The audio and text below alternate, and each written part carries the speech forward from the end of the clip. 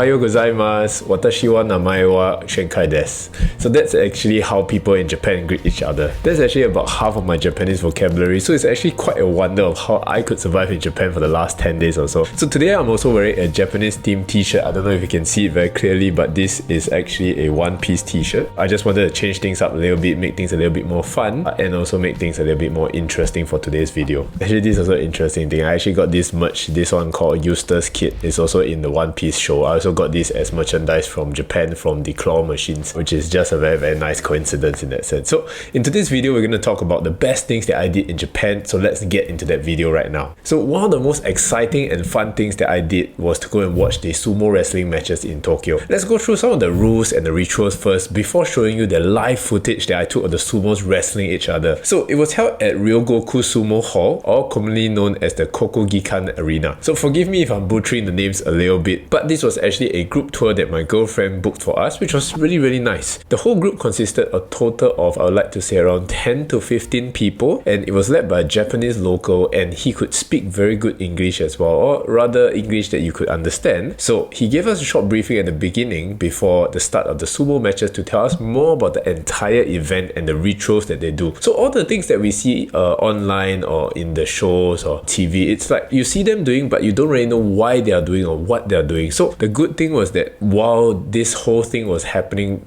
we had the briefing in order to make sure that we know what was happening, what to do and what not to do. And afterwards, during the entire sumo matches as well, his name was Fumi-san. Fumi-san was telling us throughout the entire time what was happening, why they were doing what they were doing, and what is going to happen next, which was really nice to have like a commentator in your ear telling you what to do and telling you what is going on, so that you don't feel so lost. And because everything's in Japanese, you don't know what's going on, you really need a translator to help you navigate your way over there in that sense. So some of the more interesting things that was apparently was that the sumos were split into different ranks, and then the way to differentiate them were from their hairstyles, which was super interesting. So you see that most sumos, they have this top knot over here, and most of the sumos will have the top knot as a hairstyle, whereas the higher ranked sumos will actually have a hairstyle that's more similar to a ginkgo leaf. This was really cool because these sumo wrestlers were in a way like they're celebrities in their country. So just like we have Hollywood celebrities, we have all our actors, actresses, and all the people who are famous in our country, for them, they have sumo wrestlers, which is damn cool because these people are so big, they're so huge, they're towering over the whole Japanese population. If you guys have ever been to Japan, you know that the people in Japan are a little bit smaller, they're a little bit more petite, especially the women. So these sumos were huge, you know, they were like 1.8 meters, 1.9 meters tall, and they were much bigger and bigger size than everyone else. So they were really like real life celebrities that walked around, and wherever they went, they were respected.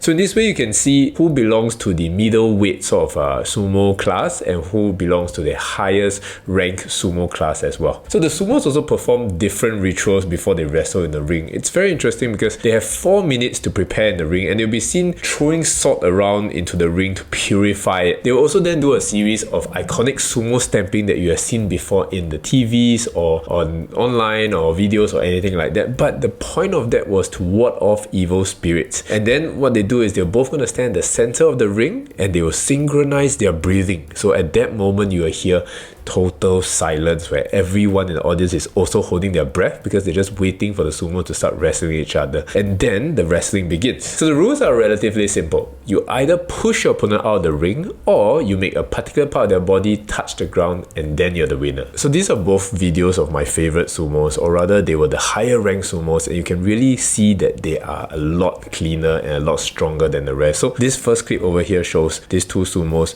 Take a closer look at the blue sumo, or rather the sumo with the blue band around his waist. He is the one who you should be looking out for. So like what I mentioned just now, what's going to happen now is they're going to get into position at the center of the ring, and then you're going to see they are going to kind of crouch down. Both of them are going to squat down, and they are going to prepare to synchronize their breathing.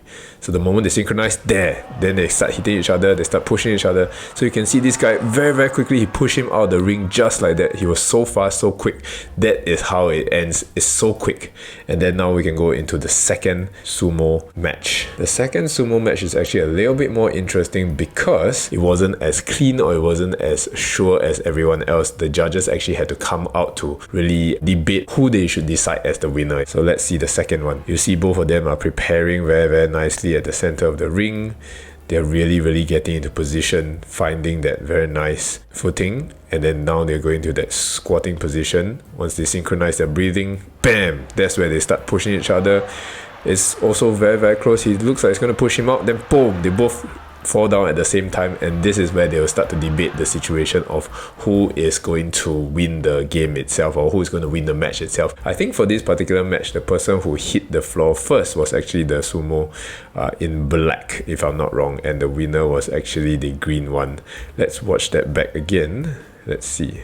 Yeah, actually, to be fair, I can't remember much, but it was quite a close call and the judges had to come in. So this was where they probably have to go through the footage again, or they probably have to rely on the judges' decision to see who won the match as well. So this was one of the very cool things that I saw in Tokyo itself. The second thing that was very nice would be the Tateyama Snow walls, which was actually one of the highlights of our trip. Basically, we went during this time because we wanted to go and see them, or rather go and visit these snow walls because my girlfriend really wanted to see them. So this was high up in the mountains, and even though summer was already coming, there was still a lot of snow there because the temperatures up there were a lot colder than everywhere else in Tokyo, in Shinjuku, and all the other prefectures in that sense. So the locals would clear the roads and push the snow towards the side, and they would accumulate to form these gigantic snow walls that you can pretty much see over here. It was still pretty high when we visited it, and it was around 11 meters tall, if I'm not wrong. It was pretty nice to see up close, but I feel a little bit cheated, probably because of the videos and the pictures that I watched. Now, don't get me wrong, some context here is that I'm not really a big scenery person, so I'm not someone who can really appreciate these things well, but I felt that a lot of the videos and pictures were all photoshopped really too much, to the point where when I actually went there, it wasn't as beautiful as what they advertised. Don't get me wrong, it was still pretty nice, but just not as nice as what I expected it to be. The snow walls were not bad for me, and it was a good experience, but I don't think I would ever visit it again. It would be, however, nice as a one-time experience if you guys want to see this sort of like work of art. Funnily itself, the thing for me that was truly breathtaking was not the snow walls itself, but the views of the mountain and the snow from the top. Basically, the view that I got from my room, the view that I got when I went for a mountain hike, those were much more beautiful than the snow walls itself. I have to be honest, that's just my opinion. I really like the view a lot more than the snow walls actually is. So I know what you guys are thinking as well. You have shown us some beautiful pictures and videos, so stop gatekeeping this place and show us how to get there as well. So fine, since you insist, I'll share with you guys. The first thing that we did was to take a train from Tokyo Station all the way to Toyama Station. From there, we rented a car to drive all the way up to where we call Tateyama Station, but I think you can take a 1-hour train up as well. So from Tateyama Station, you can take a series of cable cars and buses that will finally bring you to the snow walls. Easy, right? But you definitely need to sort of plan your time properly, because the buses, the cable cars, the trains, they all have very specific timings and they end at a very specific time as well. So you have to book all this early, you have to plan everything in progress as well, make sure that all the timings coincide quite nicely so that you can actually visit these places really nicely. So the third thing is actually having tranquility and perspective with beautiful scenery. So if you know me in real life, you know that I'm not lying when I say that I am actually not the traveling type of person, and despite me being a millennial, I'm hitting 30 this year, I actually don't really like traveling as much as what most of my peers are having most of the time. So I'm pretty homely, I can survive pretty comfortably just staying in Singapore and having my set routine of, exercising, eating, and just doing my work, and that's pretty much what I am comfortable with. But one of the things that I've really come to enjoy with traveling is really the beautiful scenery in that sense. And I am still not a scenery person, but there are just some views that you have seen that you cannot deny are beautiful. So just like what I mentioned just now, the Tateyama snow walls, the snow walls were pretty okay, but the mountain view and the snow view was really nice. And I think when you travel to these different places and you see these beautiful sights, it just forces me to become present and really savor what's in front of me. So kind of like a form of meditation, which I quite like doing. I was able to appreciate these little things, and whenever I got the time to sit down in a quiet place. So I think one of my favorite moments is actually when I get to see all these views, and then after that I get to sit down in a very nice quiet, let's say McDonald's or somewhere in Shinjuku, where you get the view and you're really just reading or reflecting. And that's really nice, because I think when you do that and you sit down, I realized that the creative juices were flowing like crazy. I was able to focus so much better because my mind was clear, and even when I was planning my YouTube videos, so many ideas kept coming to me. It filled me with so much excitement and creativity that I even wondered to myself, should I just stay in Japan forever? Because that is such an insane thought to me, especially when it's coming from someone like me who doesn't really like to travel. I had the thought to really stay in Japan and think about, this is such a nice place, because I'm someone who sometimes have quite YOLO thoughts that came to me was that should I just have a short 3 to 6 month break to do YouTube in Japan? This place has so much food, so much scenery, unlimited content ideas that would do so well on YouTube. No wonder so many of the big YouTubers like PewDiePie and everyone else settled down in Japan, because it was such a nice place to film content. Imagine being in a place like this with so much good content to film, and whenever I sit down to read or reflect, I would have infinite creative juices flowing through me. However, I might have to rethink that a little bit, because I'm going to have to buy a house with my girlfriend soon. So with the looming mortgage over our heads, that's something I have to think about a little bit more. But if you guys ever have a creative block or you want more content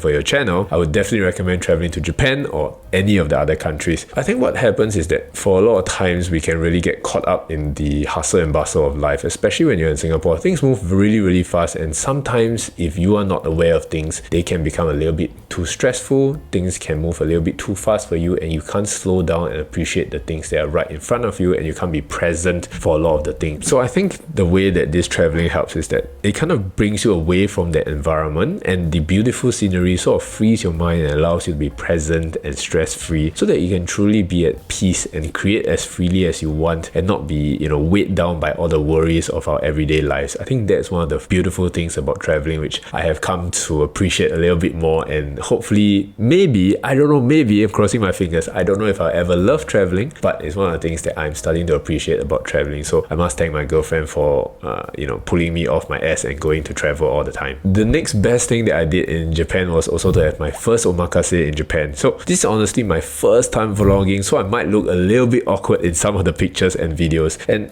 I'm a very straightforward person, so whenever I like or I don't like a particular dish, it shows very, very quickly on my face. And there were basically more than 10 dishes that were served on that day, and the list is so long that I'm not going to show everything. I'm just going to show my favorite dishes over here. So some of my favorite on that day were the chawanmushi with crab. So I'm sure a lot of you guys have eaten chawanmushi before. It's just a simple steamed egg that they usually put in this sort of like cup-like thing, where when you open up, it's a very soft, creamy egg that you're eating. But this one came with crab. This was the first time I've ever seen anyone combine the two together, and it was a very nice, soft and warm texture, along with the sweetness of the crab. I think that paired really nicely together, and it was a really nice combination, and I really enjoyed it. The mackerel was also something that was not too bad. So I must say, firstly, right, I usually don't like fishes like this because of its harder texture and the fishiness that usually comes with it. I usually don't like fishes like this, but this one was quite good, and it had a rich depth of flavor, a little bit like salmon. So maybe that's why I love it, because it resembles salmon, and I love salmon a lot, and that's probably why I enjoy that mackerel a little bit more than the rest. My favorite thus far was definitely the sea urchin or uni with salmon roll with rice and seaweed. So I haven't really eaten uni before, so this was also my first time eating proper uni, and I really enjoyed the soft and creaminess of the uni paired with the sweetness of the salmon roll popping in my mouth and being balanced by that awesome Japanese rice and seaweed. I think I have rather limited terms of vocabulary when it comes to describing food, because most of the time when I eat these things, the first thing that comes to my mind is, oh, not bad. Oh, wow, quite nice. I think that's about it. Most of the time, those are the only things that I say, but I'm trying to describe things a little bit more so that you guys can really enjoy or understand things a little bit more, and you'll probably be a little bit jealous when you are looking at the pictures and the videos that my editor is actually putting in for you guys as well. So that's how I would describe it to you guys. And all in all, the damage came out to a total of 16,280 yen, which translates to around 70 Singapore dollars per person. So I think it's very affordable for a cost like that, because it would easily be anywhere between 100 plus to 200 plus in Singapore. So if you're in Japan, definitely try an omakase out for yourself, treat yourself a little bit, and eat the best foods at the cheapest prices over there. Any omakase or sushi place, I think, is almost guaranteed to have really nice food over there, so you can just feel free, go around and travel and enjoy yourself. Doesn't have to be, those with very, very good reviews, very high stars. I think those random ass restaurants that nobody has ever reviewed on or seen, those are also fine to really go and try. And this is my first time doing a vlog-like video where I document my life about traveling